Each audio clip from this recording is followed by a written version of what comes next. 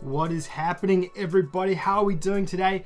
Now, something slightly different. We always look at the fastest and easiest platinum trophies on this channel, and we're going to keep doing that. We're going to keep looking at every single easy platinum trophy, but there's also some really great platinum trophies that might not be 10 or 20-minute platinums that came out last month. And what I want to do in this video is capture what those games are so we can create a top 5, I guess, best platinums that you could have earned for the month of May. And we'll continue doing this each month as well. So let's check out what those 5 games are.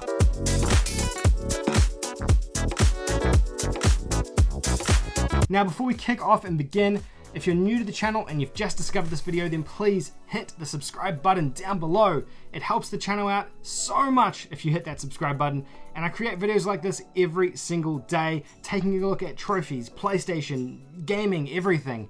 And you're gonna wanna hit that subscribe button so you can keep up to date with what's going on. Alrighty guys, as I said at the top and just before we start, this is gonna be an ongoing series that I release at the end of each month or the beginning of each following month, looking back at the month we've just had. Now we're gonna always keep looking at those 10, 20-minute easy platinums, but I wanted to create something that allows us to capture all the other games that came out in that month as well. So we're not just looking at the Radalika and East Asia Soft really easy games. We're looking at all the great games that have launched on the platform for that month as well. And they're not always really hard platinums. Sometimes they're fantastic games with really easy platinums that might just not be quick 10 or 20-minute platinums. So what I've done is created a list of top 5 great games with pretty easy platinum trophies that came out for the month of May. Let's check them out, starting at number 5 on the list. So, number 5 on the list is a game called Super Mash. This was a game that came out in early May, and I covered it in the Platinum Trophy show. Super Mash is basically a game where you mash up tons of different genres of game styles in these sort of mash cartridges. Now, the way it works is you can combine like an RPG with a platformer, and then the game will procedurally generate a game that is a combination of an RPG and a platformer, or maybe a shmup and a platformer, and it will create all these different types of genres. It's a really creative and unique idea. I did play a little bit of it earlier on in the month, and I did enjoy what I played. I just never got around to finishing it. But personally, this is a game that came and went and didn't really get a ton of attention because A, it didn't have any easy trophies, so it wasn't worth covering on this channel, and B, it just wasn't big enough for the mainstream outlets to pick it up. But I do think it deserves a bit of love, and I think it's a really solid game that came out in May with a pretty reasonable trophy list as well. So the game's going to take you around 15 hours to complete, and it's probably going to be around a 3 or a 4 out of 10 in terms of difficulty to earn the Platinum Trophy. A lot of the trophies here are a little bit grindy in the sense that you need to collect all the different dev cards and cartridges that you can mash up in the game. The dev cards add augments to your game, so potentially you could get a dev card that adds additional types of enemies or weapons into your mashup. The mashup being your procedurally generated experience or game, and that's what it's for. The game also has a really robust story and campaign to it. I kind of just skipped over a lot of that because I was really into just creating these Frankenstein games, but it does have a story in there that you need to complete as well. And then there's just a ton of trophies for creating very specific mashups in the game using different carts. But like I said before, you have to earn those different dev cards and carts to, I guess, get the resources to create those mashups. So it is a slightly more time-consuming one, which is why I've set around 15 hours for this game. But it's a pretty neat game in itself, and I think it was worth mentioning. Alright, number 4 is a game called Golf with Your Friends. Golf with Your Friends is a game, I believe, published by Team 17. And this one came out on PC a couple of years ago, but it's only just recently come to PS4. It's essentially a golf arcade game that you can play with your friends. I played through this whole game with one of my best friends, and I had a blast playing it. It's a lot of fun. The physics in it are janky, the game is janky, but it's just a ton of fun to play with one of your friends. It's not like a normal golf sim or a golf arcade game. You literally just are a ball, and you have to choose the angle and the power behind your ball and just let it rock. Like I said before, the physics are weird. You have to get used to them.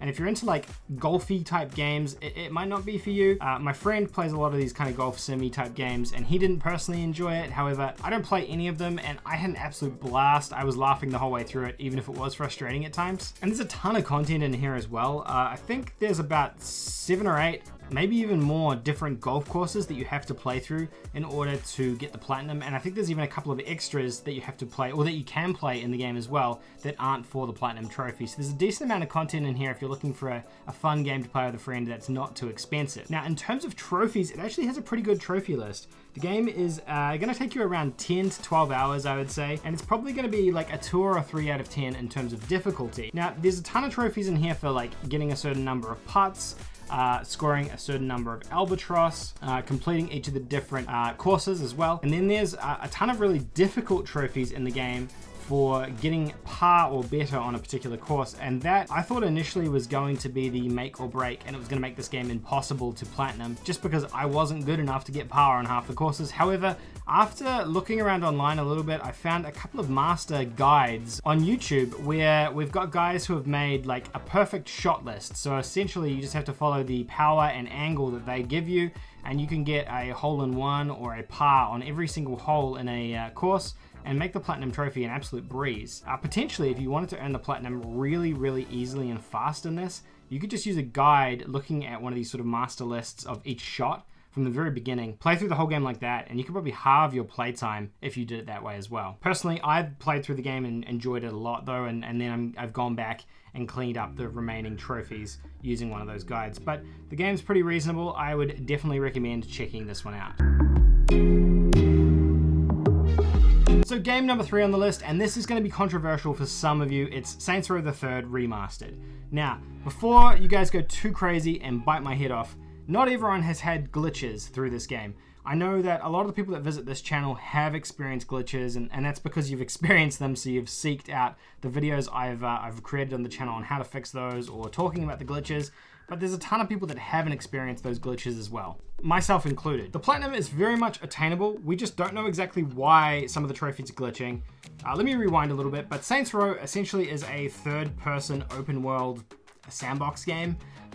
Very similar to GTA, but Saints Row the Third is a remake of a game that came out on the PlayStation 3 and 360 era way back in I believe 2011. You play essentially as the boss, which is your custom character, a leader of the Saints, which is a gang, and you complete a ton of wacky side missions and you do a whole bunch of crazy stuff. The game is essentially just a fun sandbox for you to play around in.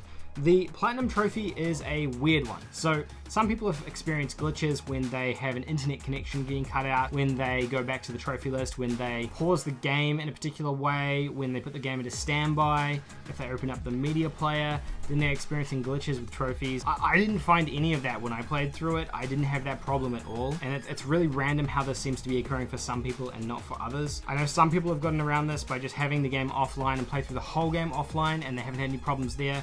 Other people have made plenty of backup saves to make sure that if you're going to complete a big milestone or a big event that you think you'll unlock a trophy for, you've got plenty of backup saves to make sure that you can get around that. And that's probably my advice if you're going to platinum this one, is to go and make plenty of backup saves and create new save files for the game so that if anything glitches, you can always just revert back to one of those backup saves. There have been a number of patches which I believe have fixed some of the trophies, but I'm still finding people popping up on the channel in the comment section complaining about glitched trophies. The game's going to take you around 35 to 40 hours though to complete if you do decide to go for the platinum, and realistically it's not actually a very hard platinum. It's probably only about a 3 out of 10 difficulty.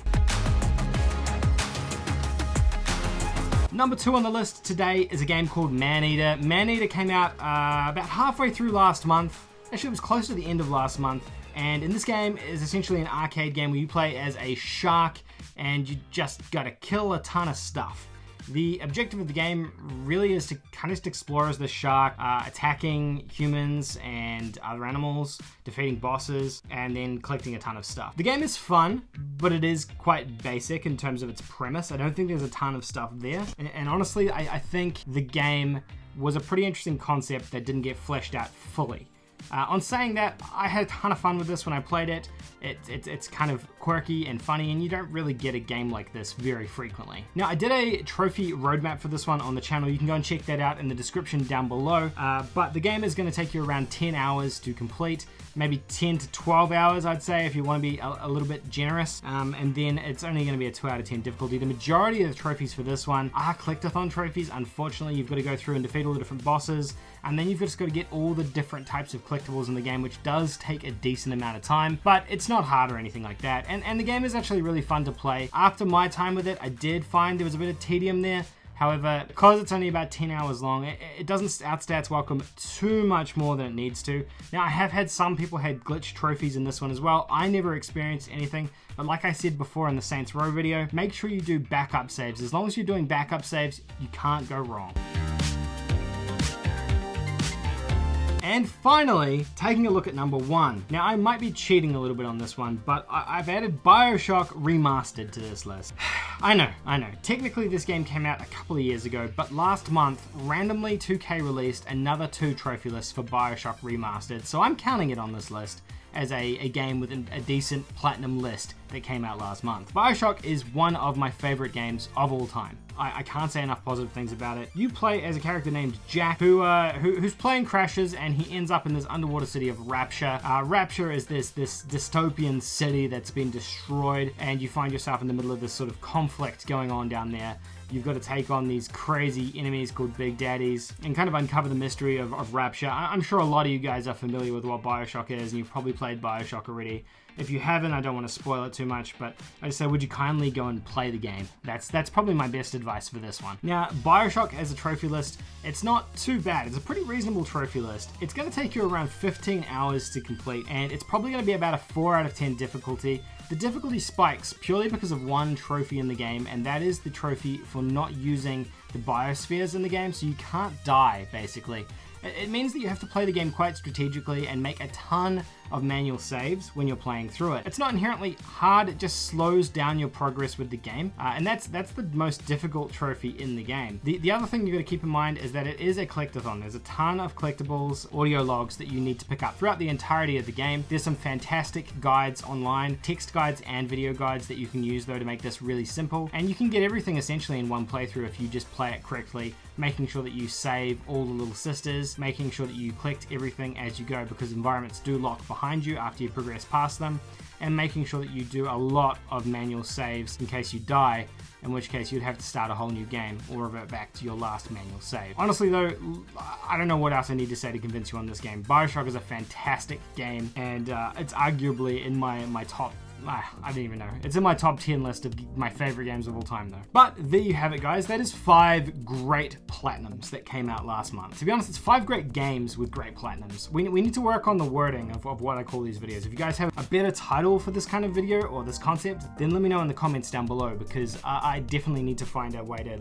like conceptualize what I'm trying to get across here. But those are 5 fantastic games with pretty reasonable platinums that you can earn from the month of May. I'll do another one of these videos at the beginning of July, taking a look at the games that came out in June as well. So if you guys have recommendations for that, let me know in the comment section down below. And if you have ideas on the title of what these videos should be called or what the series should be called, let me know as well. Anyway, thank you so much for watching. If you enjoyed this video, please give it a thumbs up.